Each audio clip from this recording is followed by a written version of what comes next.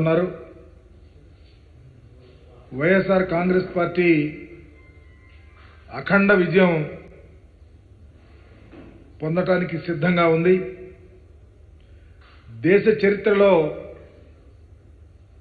పర్టికులర్గా ఆంధ్రప్రదేశ్లో ఇంత పాజిటివ్ ఓటింగ్ ముఖ్యమంత్రి గారి యొక్క పనితనం మీద రావటానికి సిద్ధంగా ఉంది.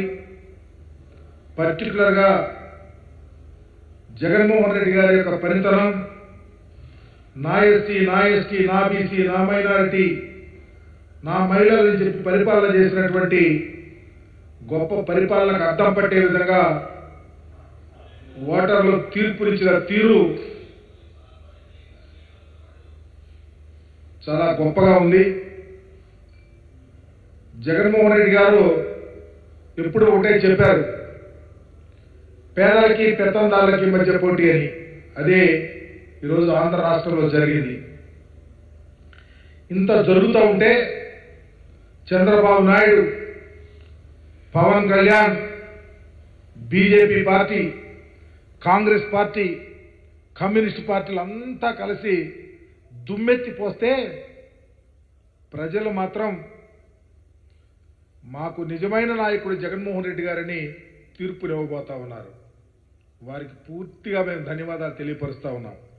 నిజంగా జూన్ 4వ తారీఖున దేశ చరిత్రలో ఆంధ్రప్రదేశ్లో ఒక పెద్ద సునామీ రాబోతా ఉంది. వైఎస్ఆర్ కాంగ్రెస్ పార్టీ గొప్ప విజయాన్ని నమోదు చేసుకోవటానికి ఆస్కారం కలుగుతూ ఉంది. వీటిని గమనించి చంద్రబాబు నాయుడు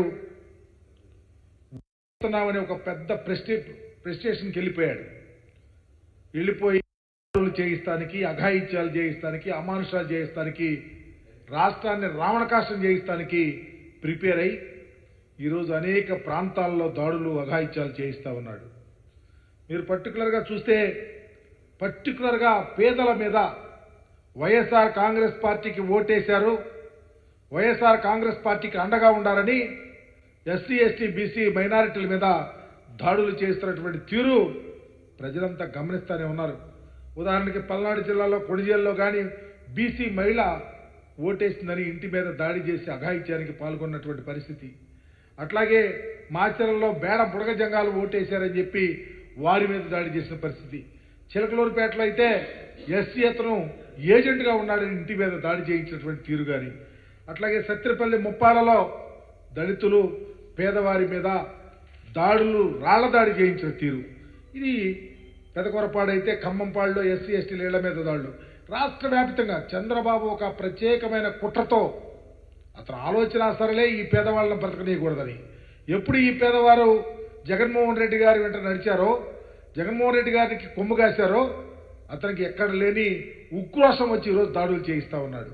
అందుకనే ఈరోజు చూస్తా ఉన్నాం, మేము కూడా చాలా ప్రాంతాల్లో సమస్యాత్మకమైనటువంటి బూతులు ఉన్నాయి, అక్కడ పోలీసు బలగాలను పెట్టమని చెప్పి కూడా రిప్రజెంటేషన్స్ ఇచ్చాం. ఇస్తే ఎంత దారుణం అంటే అక్కడ పెట్టకుండా మాకు ఎడ్జినటువంటి, మాకు బాగున్నటువంటి ప్రాంతాల్లో మిలిటరీ దళాలని, పోలీసుల్ని పెట్టి ఎన్నికలు నడిపినటువంటి యంత్రాంగం, పోలీసు యంత్రాంగం కానీ లేకపోతే ఎలక్షన్ కమిషన్కి మేము ఎన్నిసార్లు కంప్లైంట్ ఇచ్చామో వాళ్ళు నిమ్మకి నిండెత్తినట్టుండి ఎక్కడ ఏమీ పట్టించుకోరా. అంటే ఇది ఒక ప్లాన్ ప్రకారం కేంద్రంతో కుమ్మక్కై ఒక ప్లాన్ ప్రకారం ఈ రాష్ట్రంలో జగన్మోహన్ రెడ్డి గారిని అడ్డుకట్ట వేయాలనే ఒక కుట్రతో తప్ప వేరే ఆలోచన లేదు. చాలా మంది పోలీసు అధికారులు పచ్చ చొక్కాలు వేసుకున్నారు. నేను ఒకటే చెప్తా ఉన్నా, ఏ పోలీసు అధికారైనా ఎవరైనా ఈ రాష్ట్రంలో మేము మరలా అధికారంలోకి రాకపోతా ఉన్నాం, ఖచ్చితంగా ఎంక్వైరీ చేయిస్తాం. మీరేదో మా నాయకుడిని మమ్మల్ని ఓడించాలని చూస్తే ఆంధ్రప్రదేశ్లో ప్రజల న్యాయ నిర్ణేతలుగా ఉన్నారు. జగన్మోహన్ రెడ్డి గారిని అంచెలంచెల విశ్వాసంతో జగనన్న గెలిపిస్తానికి సిద్ధంగా ఉన్నారు. అందుకని ఎక్కడ మాకు ఈరోజు కేంద్రంలో ఒక పోలీస్ అబ్జర్వర్ని వేశారు. మరి ఆయన ఏమైపోయాడో తెలియదు, ఎవరు ఇన్ఫ్లుయెన్స్ పొందాడో తెలియదు.